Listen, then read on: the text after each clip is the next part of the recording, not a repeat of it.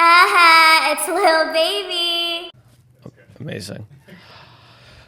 Hello, everyone. So before I introduce our guest for today, we usually don't do this because I honestly don't ever think that I'm somebody who can add to the dialogue that's going on in the world in a meaningful way that hasn't been done because I'm honestly an idiot. But there's two things that was kind of on my mind this week that I kind of wanted to draw attention to. First, I want to put out my thoughts and prayers to the Rosario family. When Rosario was murdered by NYPD cops, and honestly, like the video just kind of like shook me to my core. Seeing a Bengali mom scream out like many of our moms have for us for other reasons, less horrifying, just didn't sit right. I'm gonna drop, there's gonna be like links below for a fundraiser that's going on right now for the family. I can't really add anything because honestly, this stuff has been happening to brown and black people for like way longer than I've been alive. It's gonna continue to happen until we all make some sort of massive change. And I don't know how that comes, but prayers. There's not really anything I can add. And then the last thing, I want to shout out to all the college students out there that are doing their thing for Palestine right now, because I think that at the age that I'm at now, we've kind of accepted the world as it is, right? Because we got bills to pay at the end of the week. Like, we just a part of this trap, right? Because what's going on in the world, like, we should just be able to like be like, nah, I'm not even doing whatever I was going to do tomorrow. But because of like the system that's been set up through like just straight up capitalism and shit that's way above my pay grade, it is like I'm a trap. But I love the fact that like, because young people get this thing where it's like, oh, they're dumb, they're young, they're stupid, but like y'all are the ones that are going to be entering your world, right? And I'm happy that y'all are choosing to be like, yo, I'm not going to enter the world as it is today, right? I don't want to enter that world, because all of us like here at 25 plus are trapped in that shit, right? But the fact that y'all are like putting y'all shit on the line to be like, yo, no, I don't want to enter this world, right? Is an amazing thing. And there's going to be so many people here that are going to benefit from the actions that these young people are taking, the actions that like, yo, at 30, 35, we can't take, but we applaud everybody up there. So, yo, big shout out to my alma mater for Rutgers for like starting that up like last week. Cause I know these kids are sacrificing, bro. Like they're like, these are like brown and black kids that are getting locked up, right, for a message. And I think that's like the coolest thing in the world, right? Like that's what higher education was supposed to be. And I'm glad that we got there, but, yo, appreciate y'all. Let's do this intro. Welcome to episode 38 of Conversations with Chai. I'm your host, Ihram Chowdhury, aka Lil Baby Ram Ram. Today, I have with me the CEO and founder of Ammu Beauty brand. I have with me Zareefa. Hi, thank you for having me. Yo, thank you for Huge coming fan. on. Thank you. We were talking about it earlier, but we were talking about like type A, type B personalities, and you as founder, CEO of a beauty brand, which is such like I've realized is like so much more like technical than anything else, right? Because there's so many like legalities that I'm a fan, right? So like I just track everybody and everything, and I'm like, damn, like taking a product is hard enough as it is when it's a physical product like merch, but something that's like makeup and beauty and there's like chemicals involved has to be a whole different thing. But you were talking about how you were more creative. Yeah. But you have such a technical field. Yeah. I think that like that's something that I continuously struggle with. Just being able to still stay creative in such a tactical world. And it's like everyone has a job that they don't want to do, and that's the side that I don't want to do. But if you keep forcing yourself to do that side, that's when you'll see that success coming through. But I always am like, okay, I either have to separate these tasks that I don't want to do versus me just living and breathing this creativity, because when I'm stressed out about those type A things, it shows in everything. And like what a lot of people don't know is like I'm the only person in my brand that's doing all of this. Like it's just me. It's my manufacturer. It's me on the back end with the finances. It's me with the marketing. It's me recording. It's me being the model. And I think just for now, that's what I want, because it's such this company is so close to my heart that I'm kind of scared to diversify and like give it to someone else or like have other people help me. But so far, so good. No, I love the name. So look, when did you start this? So we started the brand in 2021. So my mom passed away in 2020. And this is all of her recipes. So when I was grieving her death, so she basically went to Bangladesh and passed away in like 2 weeks. And it was all of a sudden, and it basically was a catapult to like my second life, which I like to say, like this rebirth of me. But I took all of her recipes, and a lot of it kind of in the Western world is kind of like you can't be using these things because they're just not legal. And so exactly what you were saying, like all the technical things, bringing an Eastern recipe into the Western world, it was just very hard to do. But basically I took all of her recipes, combined it as I was grieving her death, because I'm like, I would remember like Sunday mornings, she would like wake up early and make these masks, which I'm sure your mom also makes with like honey and lemon and papaya. And so I'm like, I miss that smell. I miss that, like, just coming downstairs and, like, seeing her do that. So I'm making all of these batches. And the next thing I know, like, months later, I have, like, these hundreds and hundreds of bottles of, like, her recipe. So I give it out to my friends. And they're like, what is this? Like, it just doesn't make sense. Because in the Western world, you don't really have these, like, upton or, like, these basically skin concoctions. You have these ready-made products. And so they were like, you need to like do something with this because this is like something that we've never used before. And so I was working on Wall Street, and I ended up quitting my job and starting this, like put all my savings into it. And then I think that it's my mom that's like really just like pushing this through, because sometimes I have such bad imposter syndrome. And I'm like, we can't be this great. I know we're great, but we can't be this great. But yeah, it's just been like such a success, alhamdulillah. No, we were talking about it earlier. Like, I think like when you're doing like the thing that you're like meant to do, it feels crazy, right? It's like, yo, how is this working? Like, I always like say like, yo, like I'm an idiot. Like this, like I'm literally an idiot, right? Like people are like, oh, like you're doing this like amazing thing. I'm like literally an idiot, right? Like all of these like things that like, y'all think are just like amazing. It's just like, yo, I have no idea. Like I have no idea. Like I may talk like a big game up here, like, oh, I know what I'm doing.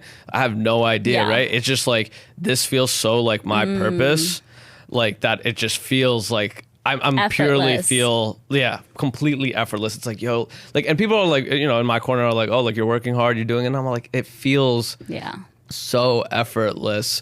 You said your mom passed away in 2020. Yeah. Did you, I always like, I was telling you before, like I'm not trachophobia, like the hypochondriac. Yeah. And I have that huge feeling because like there's like a quote out there where it's like a man has two lives. One starts before his father passes, and then the other starts after, right? It's like two completely different things. Did you feel like you changed as a person? And I think people that have been following me for a while sees a stark difference in me. I went through this like rebirth. When my mom passed away, was the hardest thing that I've ever dealt with, right? Especially someone who I can admit now that I was so into this materialistic world that I was like, I have to make more money. I have to get this bag. I have to get these clothes. I have to get this house. And then she fucking died. And it was like, my mom had plans for Monday. She didn't even make it to Sunday, right? And it's like, what are we chasing here in this world? And things that would satisfy me just didn't matter anymore. And then you start to think and self-reflect, and kind of had this like self-discovery period of like a year for me, where it was like, what do you actually want? And are you happy? And so things that originally made me happy didn't do it for me anymore. And so this rebirth is just like me finding myself. And you can see, even with Ammu Beauty, it's like, I've always had that creative thing inside of me. Working on Wall Street, like you can't use any of your creativity, right? As much as I wanted to. And like, as hard as her death was, I've come to accept it, because like, how blessed am I to have had someone that meaningful and that close to me pass away, and God literally being like, here's your sign. Like, this is your sign to live the life that you were supposed to live. Because she died when I was 30, right? But for my entire adulthood, I thought I was happy, and then like nothing made sense anymore. And there was this, I forgot who said it, but it's basically like when your mom dies, you're like, the string or the tether that you had with this earth is totally gone. And so for like the last 2 years, I was just like trying to just like grasp anything I possibly could until I like slowed down and I was like, hold on, you are all you need. And sitting with yourself and being like, what do you need? What do you want? What makes you happy? Like if I were to ask you like, what makes you happy? What would you say? My family, my friends. Right. Meaningful things. And I was pretty shitty back then. Like I would have just been like going on vacation. And now I'm like, none of that shit matters. I think like what you said, like in terms of like being untethered to this world, right? I think it's like when you understand, because at the end of the day, like we, because of like our culture, right? We always, and like we're thankful enough, right? That, back against the corner, I can call my mom. Back against the corner, I could call my dad, right? And it's like, there's a comfort in that and there's a beauty in that, but it's also like, as the self, right? Like when you're when you're like, hey, this is just you by yourself, your happiness, your sadness, your problems, it's all on you. It's up to you to be happy. It's up to you to make yourself not sad. It's up to you to provide for yourself.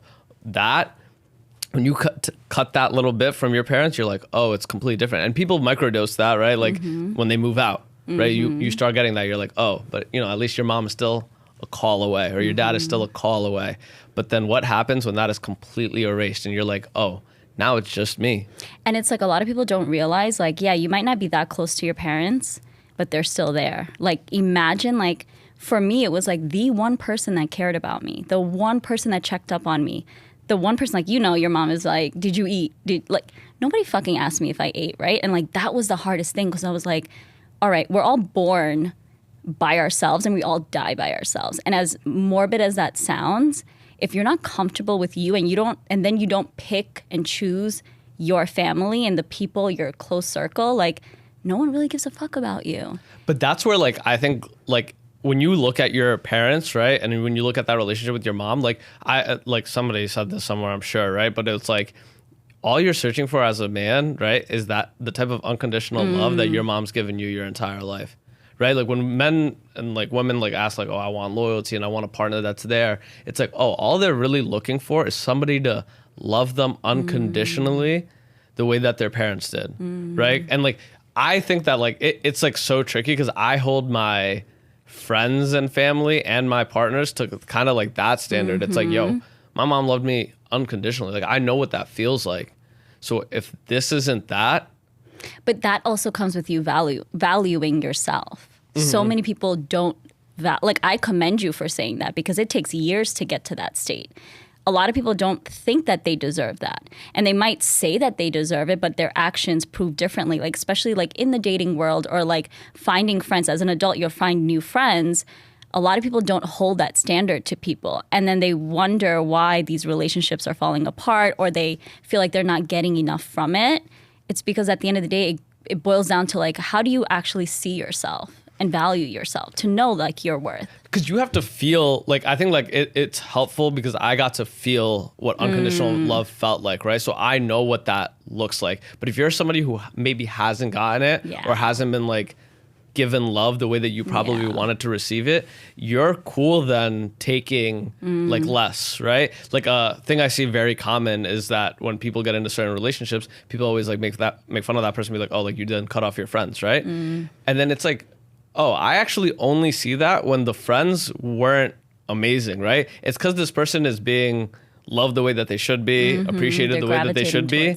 It's like, oh, like they're not cutting you off because like, oh, they're in a relationship now. They're cutting you off now because they understand what love looks like. They understand their value. They understand like what their presence brings.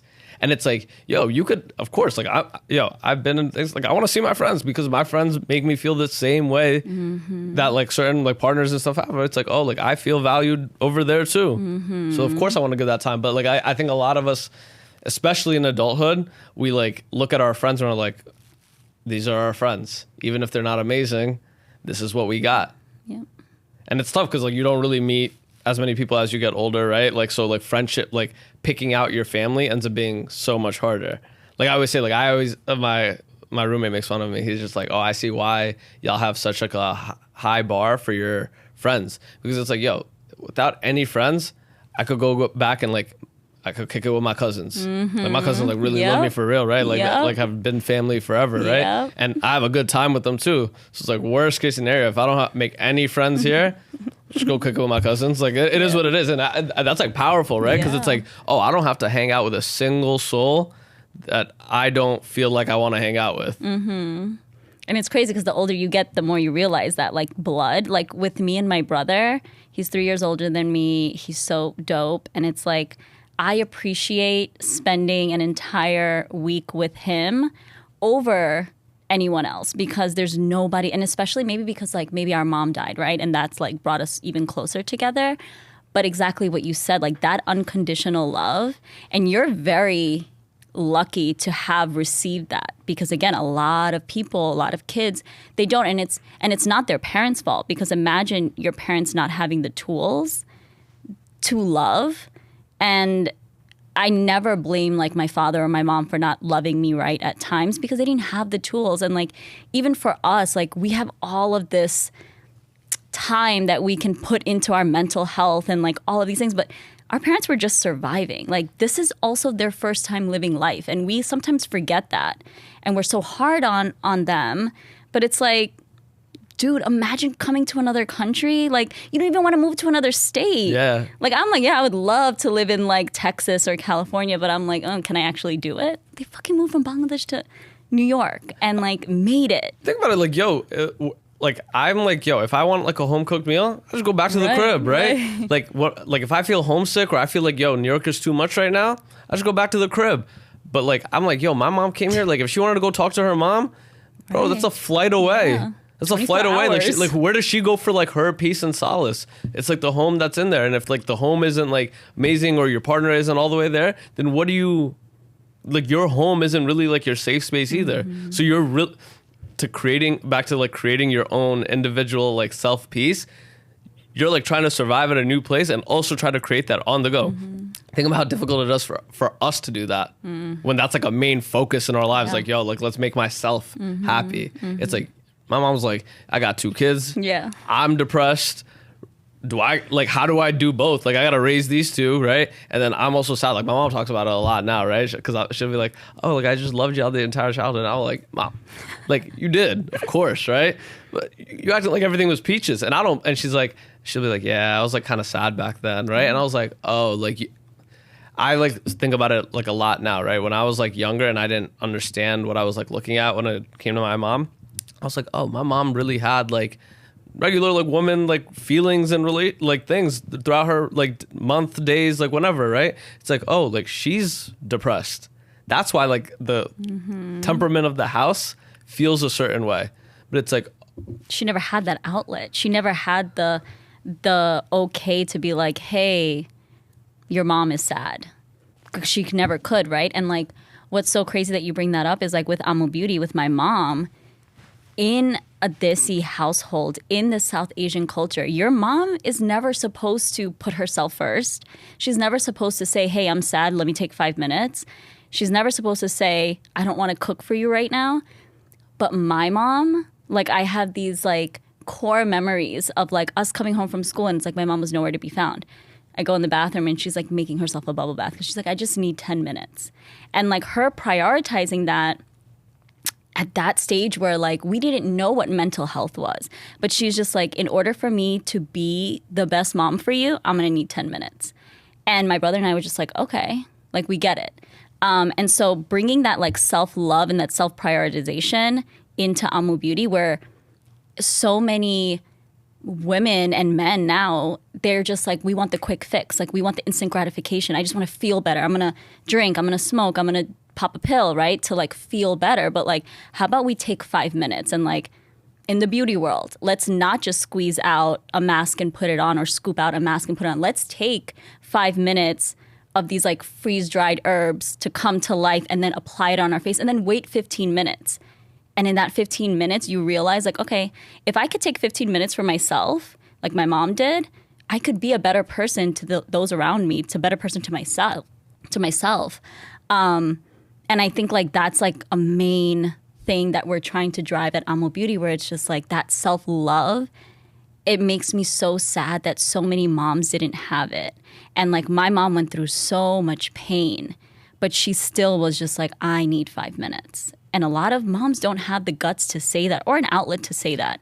And it's also like not like what's really what wasn't really pressed to them culturally, right? It's like, yo, culturally, like they're told like, yo, you're in service to your family, you're in service to your husband, you're in service to your kids, right? So you on that totem pole end up falling like, it's like, I used to applaud it from my mom. I used to be like, damn, my mom wouldn't eat until everybody else ate. And like, yo, that's beautiful. But it's like also like where, yo, she probably was hungry. And it's like, oh, and that's like I love that my mom did that. But it's like, yo, that's a sacrifice. And it's like, that's like not, again, the only sacrifices that they're making, right? They're constantly making those. So if you're anybody who's like an adult now, it's like, damn, when you continuously sacrifice yourself in every situation, you start losing like that. You start losing your shine. You start losing your happiness. It's like you need the things that make you happy, right? Whether it be like, hey, I'm gonna do a skin mask for myself right now, like that's for me, or hey, like I'm gonna go to the gym and work out, that's for me. Because without that, you kind of just lose yourself to whatever else is going on right now. Yeah. I also think like it makes me so happy that you realize this, like as a son, especially in this culture where like brown boys don't get the best rep for being emotionally intelligent in that space. For you to recognize that is like huge. I would say that that's a much later development. Like I always talk about like I was talking about it earlier with like my mom maybe being depressed in the house, right? I like realize now because of like my girl, I'm all like, oh, like my mom actually was just having her period probably. Yeah. But that's like something like I was so unattuned to. Like I like it was like maybe 2 weeks ago. I like looked at my roommates and I was like, yo, y'all ever dealt with like women on their periods, right? And they're all like, yeah, and I'm all like, oh, like, and I like realized it, like, it's like, oh, like, no, your true emotions are so, because now I get like a front row view of it with my girl, but like with my mom, I obviously like was way too young to even like really like comprehend what was going on here, right? Yeah. And it's like, oh, like I like realized like, yo, there's so many things that I felt like I knew in my head. I was like, oh, I know my mom's sad, or I know that I'm sad, but I'm like now starting to piece together like the why. Right? It's like, oh, like my mom was actually just like sad, like for the same things that you're saying, right? Immigrant to this country, don't know a soul, right? She only had her kids. Like she's also like dealing with her own mental health, right? It's like, oh, like I get that now. Yeah. But while it was happening, I'm just like, why am I sad? Like I was talking like I don't know if like that's a regular thing, and I don't think it was. But I'm like sitting in the house, I'm like, damn, as like a 7-year-old, as a 10-year-old, right? Like I'm depressed, right? And I'm like, why is that, right? It's like, oh, like that's like just like the mood of the house. I was like, oh, that's like not normal. But again, like I think understanding that and giving your parents like that level of like empathy for like, yo, they are going through their like own lives, right? Because we understand that now because we have our own lives, right? Like I got a partner, I have family I got to take care of, but I still have my own life that I need to like run. Like, and when you pour that into whether it be like a business, whether, like those things are for you. And we get to be in the unique position of like, oh, those things are for me. I'm like, damn, that in itself is such like a luxury, right? It's like, yo, my dad never got to do the thing. Like when he did the thing for him, it was for you. It was really for me. It was like, yo, like he got to go to work. It's to make sure we got bread to go feed these kids. Could you imagine your dad is spending an hour at the gym or your mom spending an hour at the gym growing up? No. Exactly. Fuck no. And we're like, all right, I'm 2 hours into the gym. It's leg day. Like, but it's like so beautiful to see that change. And like, it's very important to, and like you said, it comes in different things. You might not be someone that goes to the gym, but you might go to the bookstore and have a cup of coffee and spend 2 hours because that makes you feel good. And understanding that and prioritizing that, like, I would hope that it cultivates like better relationships and just makes the world maybe a little bit better, or at least in proximity to like people around you a little bit better. But that's like something that's so important to me. That is just like, I saw that my mom couldn't do that as much as she wanted to, as much as she planned to.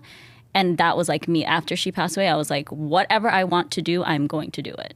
Like no one's going to hold me back. Because you realize like you're like a lot of the things, right? Like as like death is like one of those things where it's like, yo, like that's all what we're all looking at, right? Like, and I think like it's like important. Like people don't like to talk about it because it's morbid and like it's like a depressing thing to think about. But I'm like, it's important. Like, y'all should remind yourselves every day at some point, like, yo, your parents are going to die.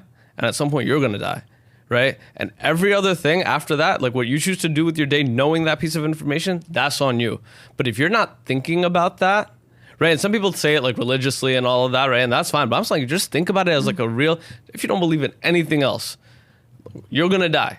Your parents are going to die. After that, choose to do what you will with that. Because we so often like just do things because it's with like the flow. Yeah.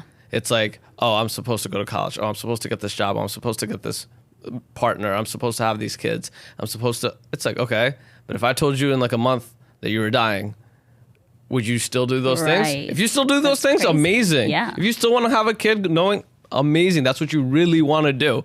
But just don't do shit because you got time. And it's like, you're so ingrained into your day to day. Like, to me, I'm like, if I don't want to do something, I will not do it. I don't care what money is on the line. I don't care who I need to impress, who is going to feel sad if I'm not there. And maybe these are my selfish years, but in the past 2 years, I haven't been happier. And like, this is like post my mom dying. Like, if I were to take this day versus before, even when my mom was here, I wasn't as happy. Like, living every day knowing that, like, anyone I talk to, they can tell you, like, Zareefa will talk to you as if this was the last day she's talking to you, because I have that in me. And unfortunately, it came at a cost, right, of my mom.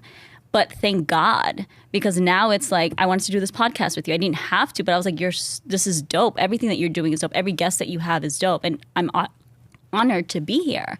So why wouldn't I do that? And like, to see so much of me in you and like just trying to like break these barriers.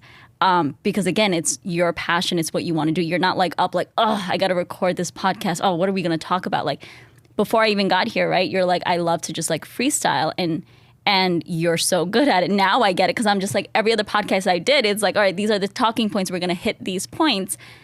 And you were like, we're just going to freestyle. And I'm like, all right, let's see how that goes. But you're so amazing at what you do, because you're like, this is what I want to do. And imagine choosing what you want to do every day. Like, the trajectory of your life is insane. Like, for me, I'm like, in the last 2 years, I've accomplished things that I've been working so hard for almost my entire adulthood.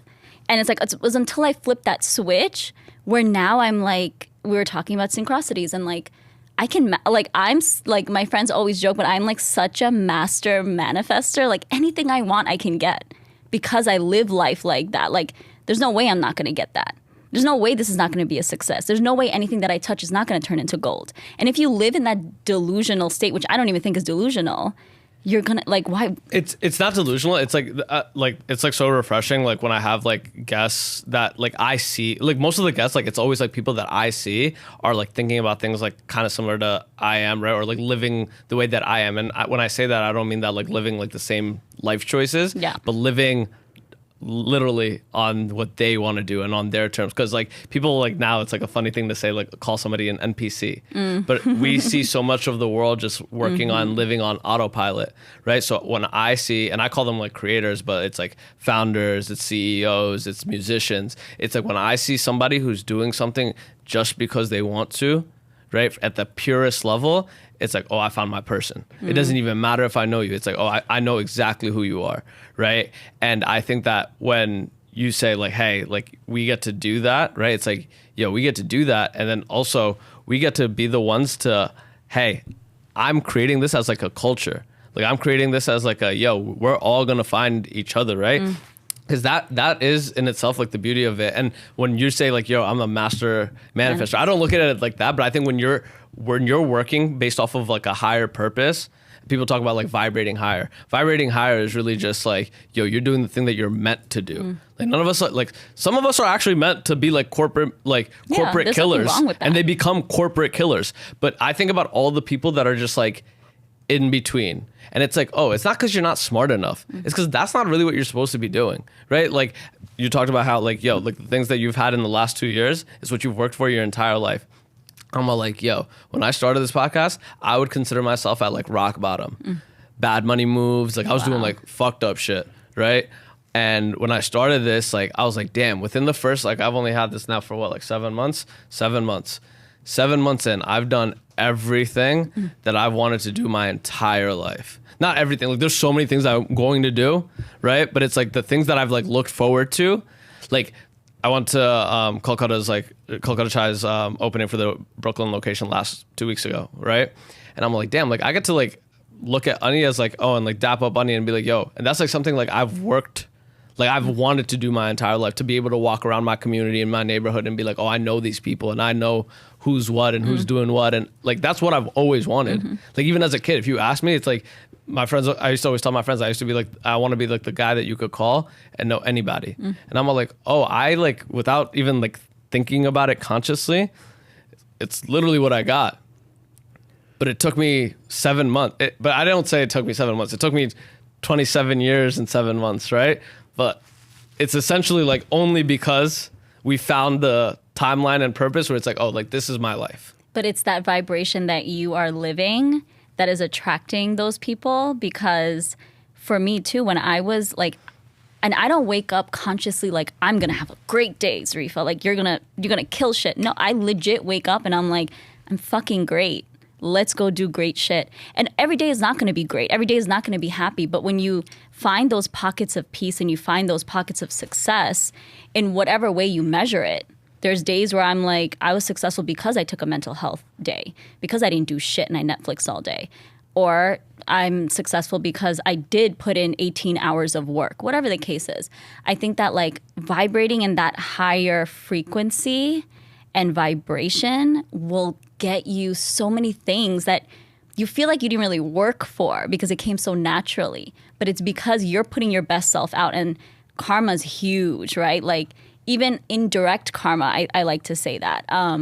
Indirect karma will get you things that you never even expected. And that's why I'm like, okay, a master at manifesting is like, I actually paid my dues for all this stuff that's coming in. Yeah, and it's like, you wouldn't be here if you were just like, all right, like I want to get the people with the most followers to come to my, that shit doesn't matter. Followers don't matter. It might be a reflection of like what you're doing with your platform. But I know people with so many followers that really aren't doing much with their platform, and people with 2,000, like your guys' platform, 2, 3, 5,000, whatever it is, doing so much impact and like showing up on like, how did you find us, right? You just asked me that, how did I find you? Like you were on my For You page and all it took was one video for me to be like, oh, this is pretty fucking dope. He's doing something that so many people wish they did. And he's doing it so effortlessly. And I think that's what it is. It's like when people see things that you're doing so effortlessly, it's your calling. There's no question about it. It's like when people see you living it, like we said, right? Like, hey, when we see other people that are doing it, we know what it is, but it's like we can't even identify what it is because it's not like I always say, like it sounds like hippie jamble, right? When I say like when people ask like, hey, how do you pick guests, right? And when I say, oh, it's just a feeling, right? But it's like, yo, because I'm like, again, I don't think I'm like this like master, like, oh, like I'm picking, like, no, it's like, yo, I can see it. I know when somebody's like about their shit. I know somebody who has 50,000 followers and they have no motion. But I know the person with 10,000 followers that's gonna make real moves because of how they live in, right? And it's like, what? And I know that it's like not even just like us, like other people that I've talked to that I see ascending at that time, they see it, right? Like there's people that have agreed to do this and have like looked out for me, and it's like, bro, like there's another podcast that does the same thing that I do, and they got 15,000 followers. Like, how come you ain't hitting them and being like, yo, young blood, like don't do it this way, right? Because I've gotten a lot of that. I'm all like, yo, why are you guys, y'all don't know me. There's no relationship there until there is. But like somebody like Sharad, Kahani, like just people who have hit me with like nothing, but like they don't want to check from me. They don't want anything. Exactly. It's just like, yo, young blood, do it this way because this is like what, like how you should do it. And I'm like, oh, what is it? And it's just like they see the same things. They see the same passion that they have, right? Because when I see it in them, it's like, oh, they see that same thing back. It's like, oh, and that's how this entire thing moves, right? That's how like the true authenticity of somebody moving, right? Yeah, I feel like it's like an episode of like Black Mirror where like I can automatically see people's vibrations. I can see their aura, and it's the craziest thing. But I can literally like walk in a room and see everyone's aura and be like, all right, I could fuck with you. okay, you're not really my vibe. And that's fine, totally fine. It doesn't mean I hate you, but like, again, living in that frequency brings that frequency in, and like your fortune and your success and whatever you think that success is going to just flood you. Like for me, success is like just being able to love what I do and spending time with my family and spending time intentionally, which is very hard to do nowadays in this fast-paced life. That's what success is for me and what happiness is. And when you put more of that out, the more you get. No, I think like when we talk about like, what success is and like finding somebody's aura, I can even tell now who's actually, like I can look at somebody and look at all their actions and be like, you're a good person, right? You're a solid person. But I know because of how I'm moving, I'm like, you're not really meant to be in my life 100%. Like that.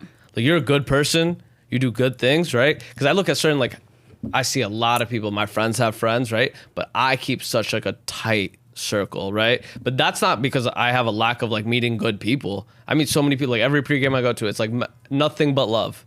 Nothing but love. Like people like around, like you're becoming like nothing but love. And all of this person's actions have been positive towards me. And I got love for them too, right? But it's like, I just know that you're not meant to be in like my life like that. Like I just know how many people I'm meeting. It's just like, there's so many.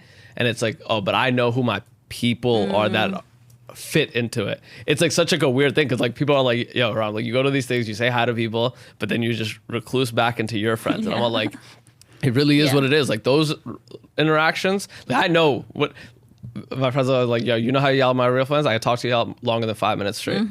Because I do the 5, I do like my little hey, and then I gotta come back to where I feel like, hey, this is where I'm supposed to be. Because and it's because that's the game that you're in, and that's like with everything that you're trying to do, you got to put in the time to meet people. And again, it's totally fine if you're not my vibe. It doesn't make you a bad person, but actually understanding that and being like, you're cool, but not for me.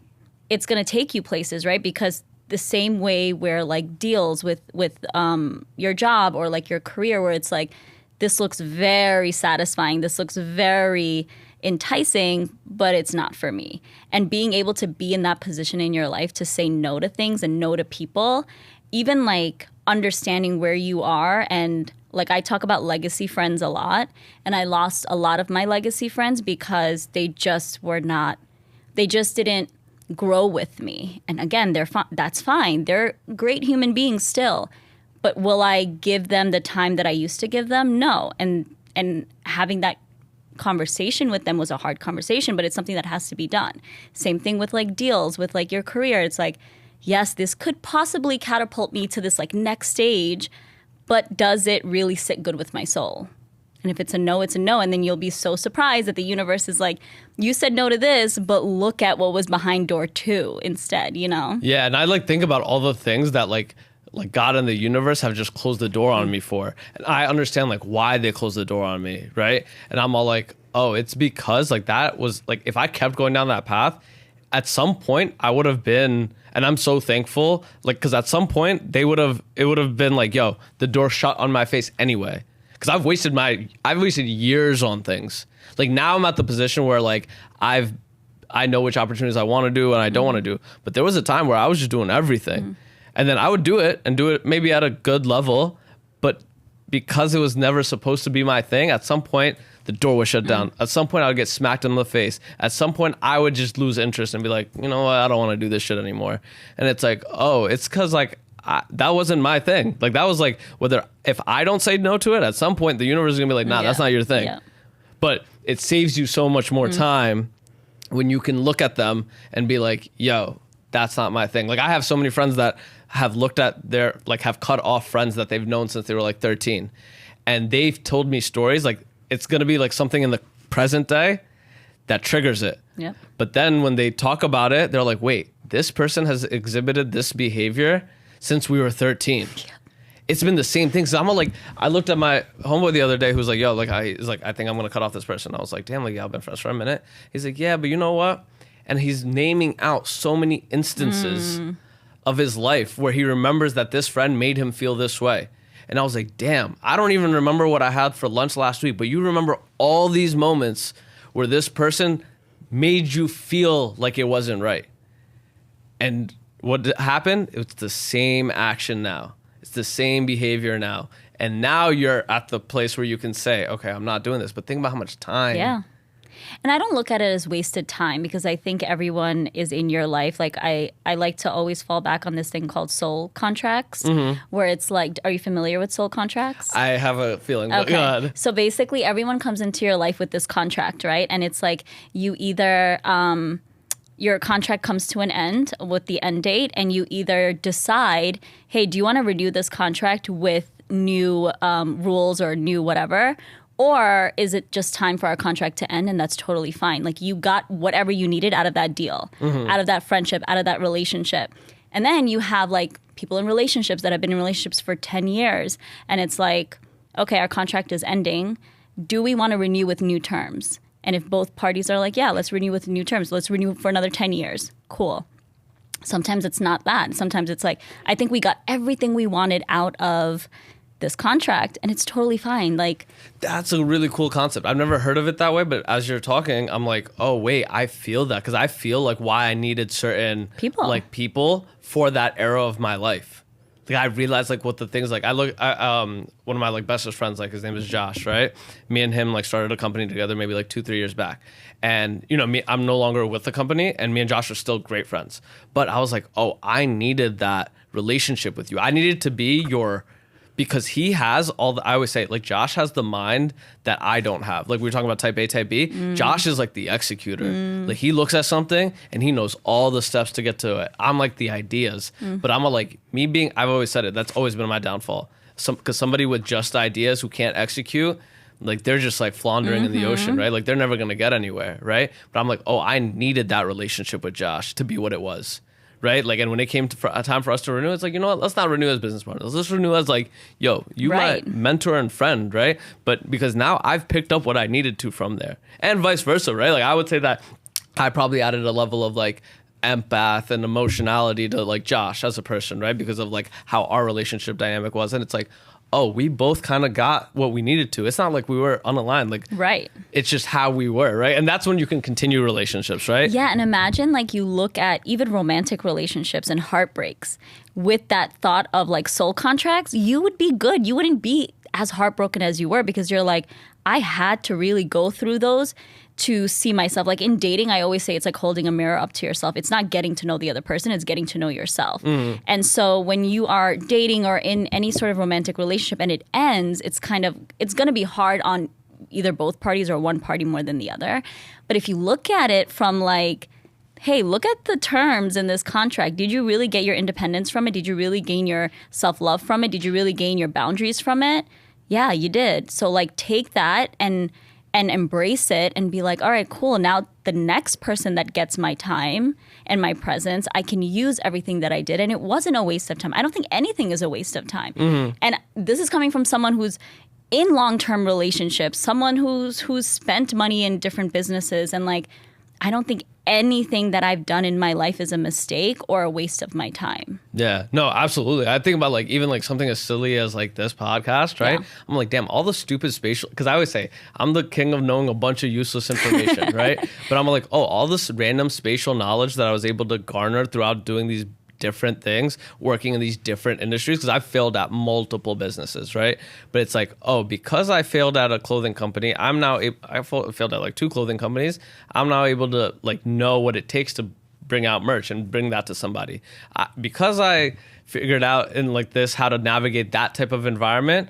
Oh, now this shit easy. Like I was talking about like the environment that New York City is, right? And I'm like, oh, y'all think that like me playing at like this networking game where I know a bunch of people and I have to navigate these rooms is like different for me. Where I went to high school, where I went to college, the friend group that I was in, people that I'm no longer friends with. But it's like, oh, all of those lessons and dealing with all of y'all individually, I've dealt with every type of person under the sun. I know exactly how to like, I've dealt with every personality, right? Yep. And it's like, and some of those, and some people that you'll meet future on when it comes to like dating, you realize like, it's like, oh, like, for example, like when you're dating, I'm dating like my girl now, right? When I see something, I'm like, oh, a younger version of me pre this other person would have reacted that way. And that shit would not have worked. But because I had this prior relationship that taught me this skill about myself or this skill about you, I can now bring that in. It's not more so like what you learn about the other person, right? Yeah, it's more so like what you learn about. It's holding a mirror. Everyone's always just like, dating is get to knowing the other person, and that's what I want to do. I want to get to know. It's literally holding a mirror and seeing like, why did what he just did affect me? Why did I just trip out like that? Why did I just feel the way I felt? Instead of, why did you act that way? Why did you make me mad? Like, no, ask yourself, why did that trigger you? Because then when you find out what made you mad, you do a little bit of work and you find out, oh, it's because when I was 12, my dad, da-da-da-da. Like, to me, it's like I had to work through specifically like when someone... You've been to therapy, right? Yeah. Okay. Yeah. I can always tell that somebody's like really been to therapy. Yeah. Like just like the way that they talk. I've done my time. I'm still doing some time. I'm just like, oh, like I know exactly like that this person's been to therapy because like I'm like, sorry, go ahead. I think that... I forgot what I was going to say now. What was I saying? I'm sorry, working through. Oh, okay. So like what main thing for me was when someone isn't openly communicating with me or like they're kind of pulling back or distancing themselves, I was like, what's wrong with me? What did I do? Did I do something wrong? Fuck, I shouldn't have said that, or I shouldn't have done that, or maybe I should have done this. And it always goes back to, in my household, when I did something wrong, my dad would stop talking to me. Like, he would just walk in the house. I did not exist. Eat his dinner. I did not exist. Go do my home. Like, that was the quiet treatment. Until this day, I get quiet treatment. And I'm 33 years old from my dad, right? And I had to take that and be like, okay, no, my dad didn't have the tools to tell me, hey, you shouldn't have done that. Instead, what did he do? He kept quiet. And that's just the tools that's the tools that he had. And so me realizing that, now I'm like so much more secure in even platonic relationships where I'm like, oh, you're probably busy. That's cool. Like everyone that behaves a certain way, I always check myself first because I'm like, why do you feel that way? Because 99% of the time, when you feel a certain way about someone, it's a reflection on yourself. It has nothing to do with what they're doing or their actions at all. No, it's like I like see that all the time, right? Like I have an anxious attachment style. Oh yeah, right. You and I both. It's probably because similar like Bengali like households, right? Like my girl's like parents, like her parents like really love each other. I'm sure they have their shit, but they really love each other, right? And so she's like, yo, like how come every time like I'm upset or like we're fighting, like you just can't leave it alone? It's like, nah, because I came from the household where it's like, yo, like this shit could actually just like be out of here tomorrow, right? So like I'm always in like, oh, this is gonna lose. If I don't fix this, this is gonna dip, right? It's like you have the peace and safety and knowing that like, yo, we can be mad and then we can make up. I don't have that. I have, we could be mad and this shit could be fried, right? Platonic relationships, like romantic relationships. Like I'm like, oh, like if me and you beefing and we don't fix this right now, like I might just be out, right? You might just be out, right? Because that was like such like, even in like my extended family, we've had so many like aunts, like cousins that it's like, oh, we beefing, I'm not going to talk to you for like a year. And I'm like, oh, like so then I carry that into adulthood. It's like all of my friendships now, it's like, oh, if me and my roommate get into a disagreement, we need to deal with it right there.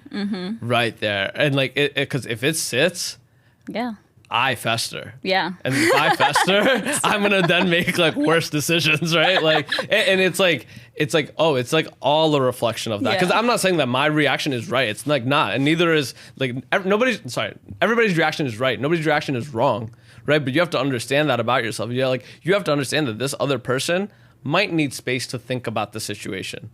You might be like, yo, I need to solve this right now. You know what's so funny that you said that? I recently discovered, so everyone knows love languages, right? But there's also like fight languages. And it's like how you, and a lot of people don't know their fight languages. And that's even, I think, more important than figuring out your partner's love language is like your fight language.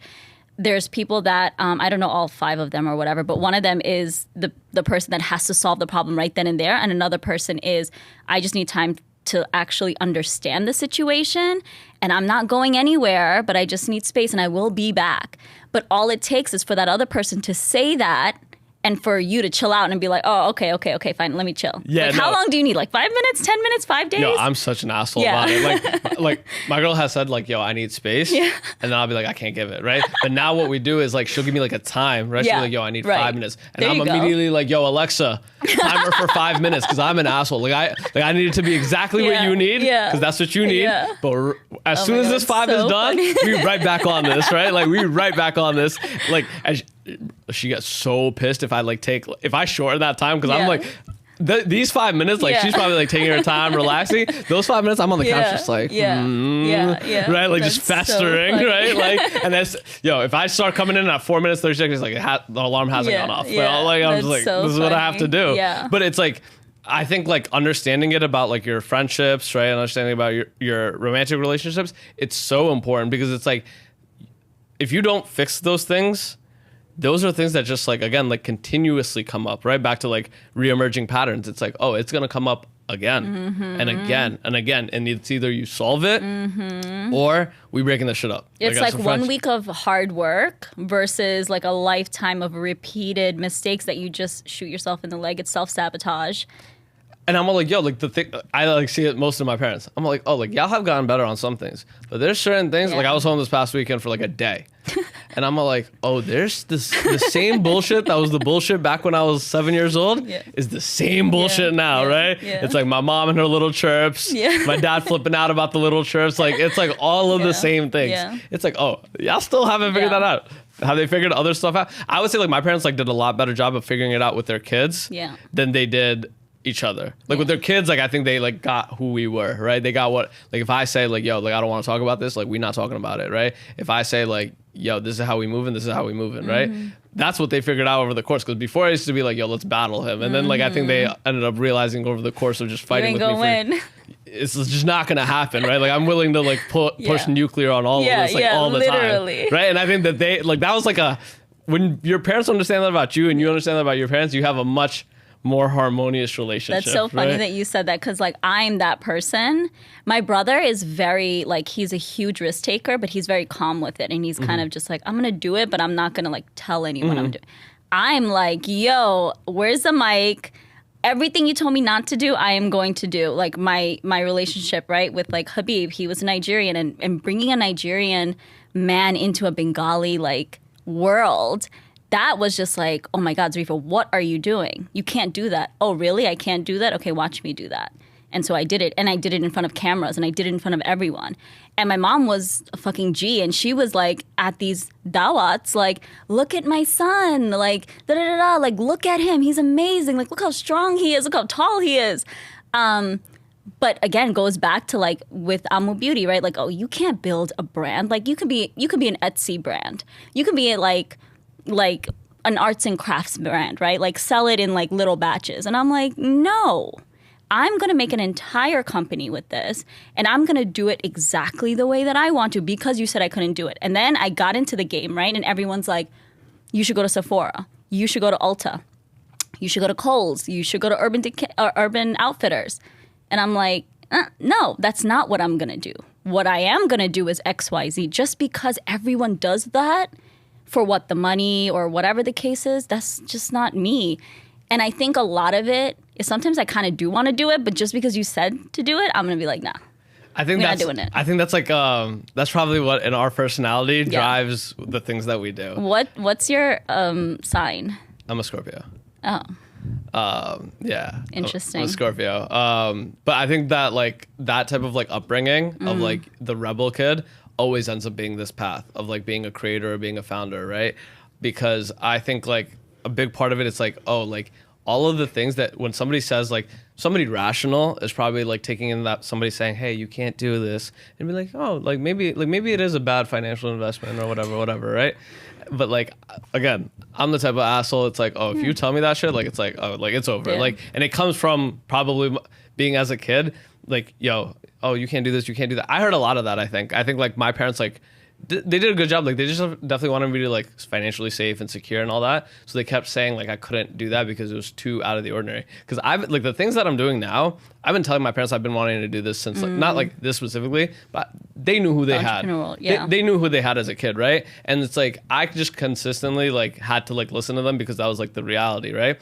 But as soon as I got a little bit of financial room, I like immediately was like, oh, like this is it. Go time. Because now it's like, oh, it's no longer on you. And did I fuck up a lot because I don't Yeah. think and I'm like just like impulsive? Yeah. Yeah. But again, like I still got to the thing that I wanted to do and quicker than I did the entire time. Because I always knew, like when I was a kid, I was still trying to model for a bit. Like, and like my parents were never like supportive of that because it was like, oh, you got to do this. And there's certain things as like a 16-year-old you just can't do even, right? You're like, you're rebellious, but you can't like, you don't have the money, you don't have like anything.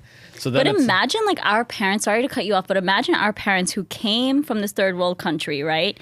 And was like, I'm going to I'm going to uproot my entire life for you. So you can have the American dream, right? So you can be the accountant, the doctor, the lawyer. And then you turn around and you're like, no, I'm actually going to do the total opposite and be not safe and not secure and not know when my next paycheck is going to come, just like you suffered. And it all boils down to your parents not wanting you to suffer the way they suffered, right?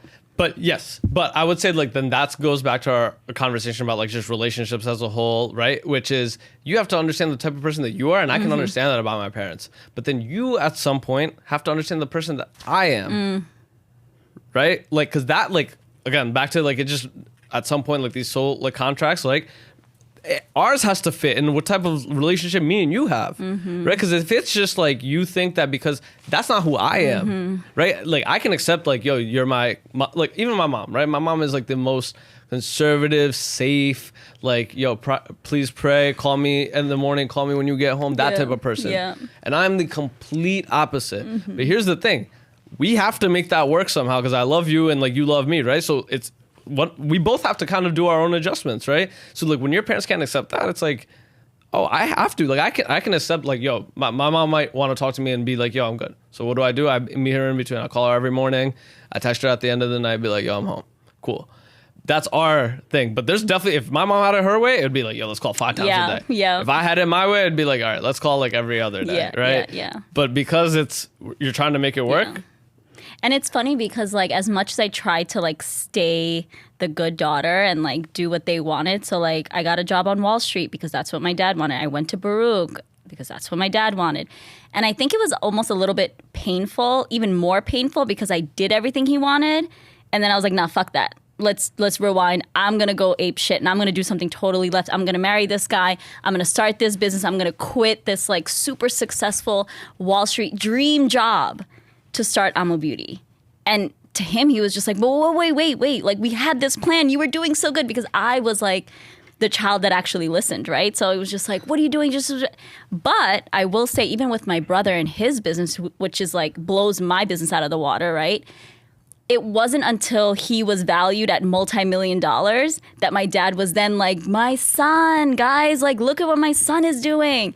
Or my daughter, look what she's doing. And this is her products. And like, he's in real estate. So now he like gives my products. He like buys my products from me and gives them as like gifts to people that have bought the houses. That's nice. And so it just takes that like reassurance of like, Dad, don't worry, I got this. And then you show him and like how proud they act. Because all they want to do is see you succeed at the end of the day. I think that's like, again, like I'm working like, me and my dad had a conversation like a couple months ago and like I was like telling him about this, right? And then he was just like, are you like, he just tried to dissuade me. But like, so the inner rebel in me that week just went crazy. Yeah. Like I went like, yo, look, let's book like the next like 3 months out. Yeah. Let's do this XYZ. Cause it just made me go harder. Like the conversation was not supportive. It was just like, yo, are you sure? And I'm the type of asshole I was like, all right, you know what? Now I just gotta fucking show you. Yeah. Like, I always say this, like this shit is all for, like it doesn't matter who DM me, it doesn't matter who come up here. All this shit for is at the end of the day to be like, yo, watch this. Yeah, exactly. Sit back and watch. Yo, look at this real quick, right? Because I think that's like the end, right? It's like, yo, when I could say like, yo, like look at this, it's like, yo,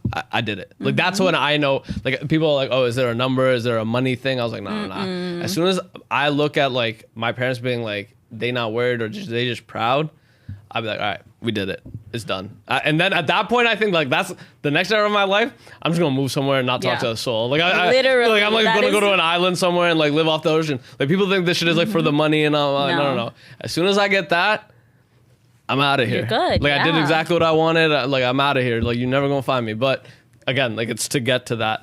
I think we're wrapping up, Z, but appreciate you doing this. Yeah, of course. I end every pod with a segment called Call Your Shot, presented by Jungly. I basically ask guests a goal. Next 3-5 years, could be personal life, could be business, something you're going to make happen. You said you're the master manifester, right? So when you make it happen, I'm going to hit you and be like, yo, look, it happened. And I'm going to show you this clip too. So Okay.